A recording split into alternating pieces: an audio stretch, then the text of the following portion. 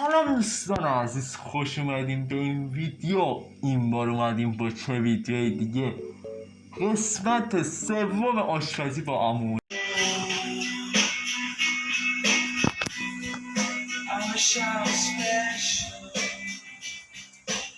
میدونم دوست داشتین، قسمت قبلی ازش حمایت کردین، خیلی هم ویو خورد.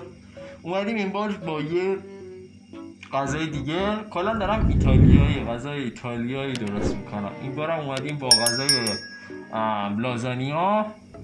همینطور که داریم میبینیم، آره بسا لازانیا. بعد ارزم خدمت گارچ میخواد، سیر،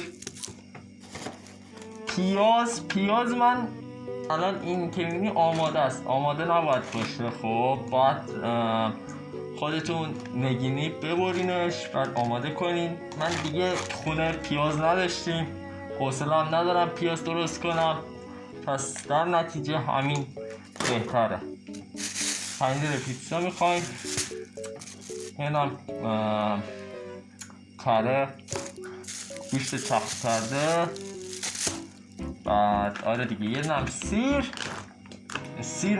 شیر. بعد یه نم گوجه که پوره شده باشه. و در آخر یه چیزی که میمونه اینه، آرد نیاز داریم. یه نم آرد میخواد که بره پایین. خب آره دیگه، الان مرحله اول میریم پیازا رو با گوشت مخلوط میکنیم، بعد میریم سراغ گارچ و سس بشامل درست میکنیم با شیر. بریم بقیه‌اش رو ببینید دیگه.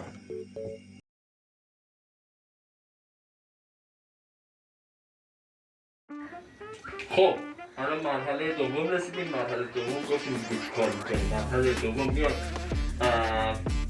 روغن میریزیم. باید روغن رو بردارم، روغن برمیداریم.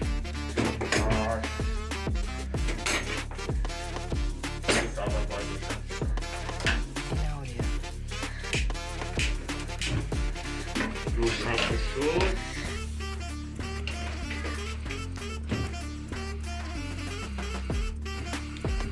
میتونستم روشنش کنم.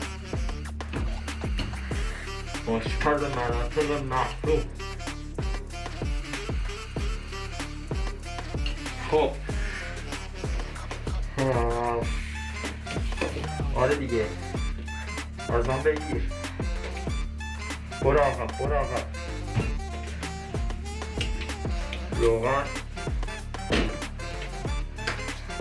روغن که ریختیم.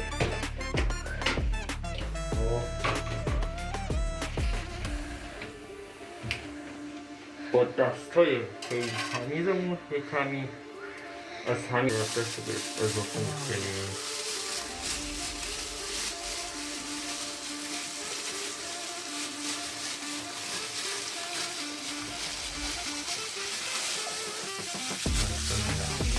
دیگه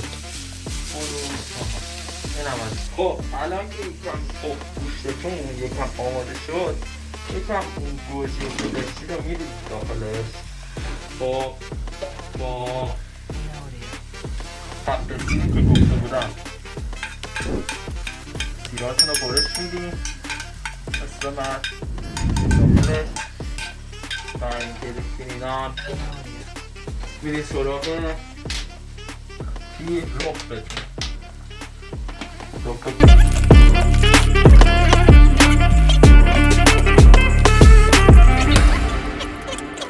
این آوریو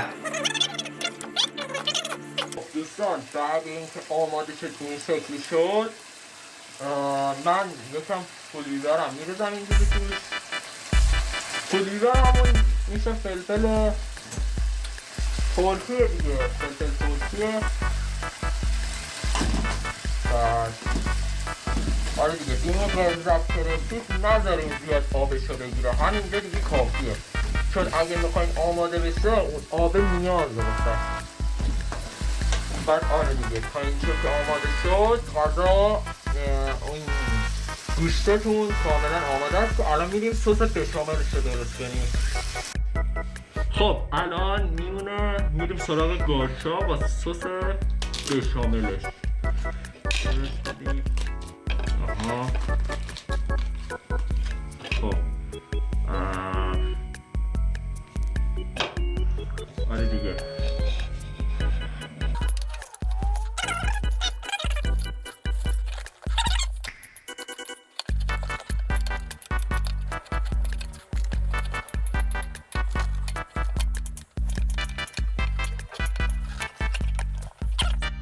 خب الان که گارچاتون الان اینجوری باید بذاریم بپزه تا یه کمی آماده که شد بردارینش و بذارید کنار تا بریم سراغ سس بشاملی که داره لازانیا. آره خب بعد اینکه گارچا خب یای کاره به مقدار لازم رو بر میداریم و میدونیم داخل آب بشه.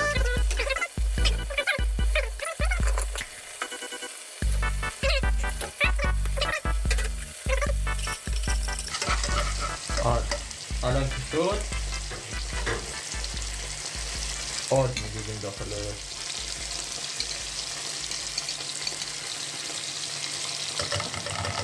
هم به مقدار لازم زیاد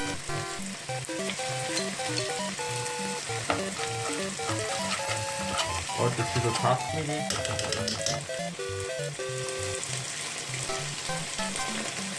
اینجا باید بذاریم کمه آره این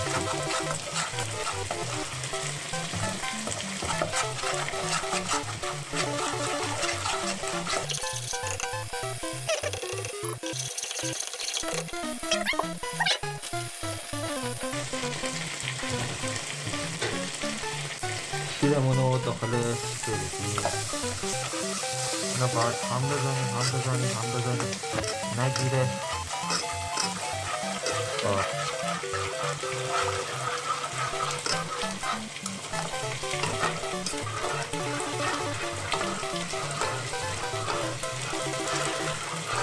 آره اینو تا جایی هم میزنیم که غلیظ‌تر بشه. کافیه الان بذاریم غلیظ بشه بعد دوباره بیام. سس که به این گذاشت رسید یعنی آماده است. خب الان آماده است. الان میریم که چیزه کامل آمادهش کنیم دیگه. بچینیم دونه دونه و همین. خب برابر الان همه چی آماده است. فقط میمونه یه ظرفمون که آمادهش کنیم. واسه آماده سازی ظرفمون باید اول روغن رو یکم کفش بریزیم. یه مقدار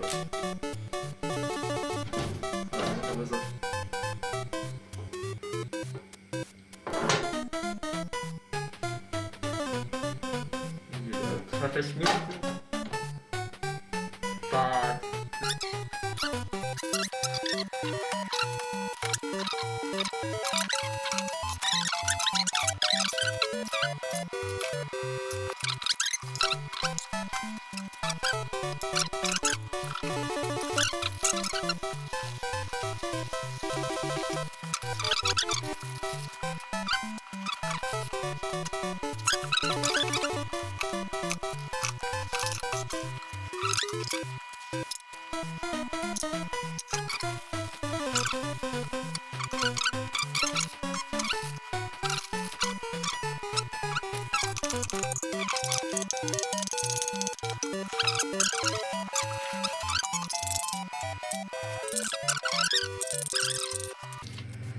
خب الان اینجا که رسید آویشن میگم ادویه خود لازانیا رو میریزیم روش.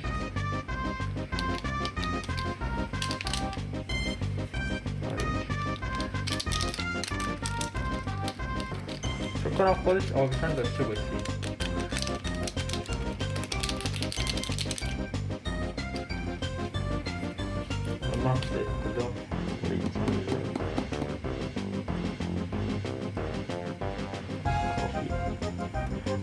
الان دیگه بقیه پنیر میاد توش و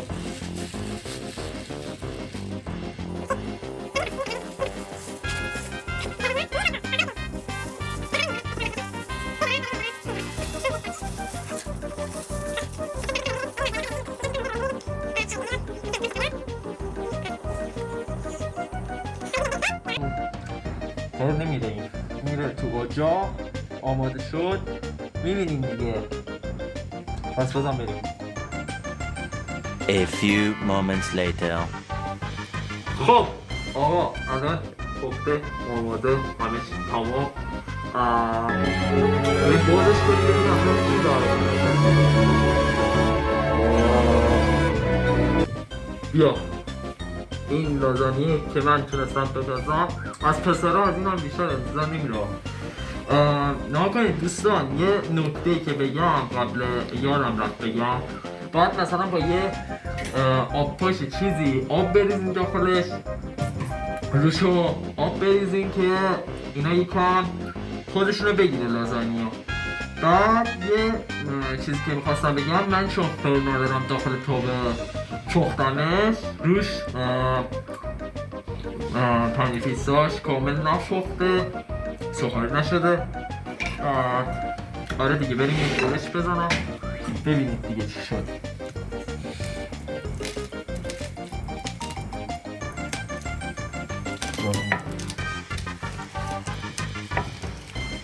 چی در اومد خیت میشیم یا نه در اومد بچین چسبیده فکر کنم نه چسبیده نمیدونم سوخته نه سوخته.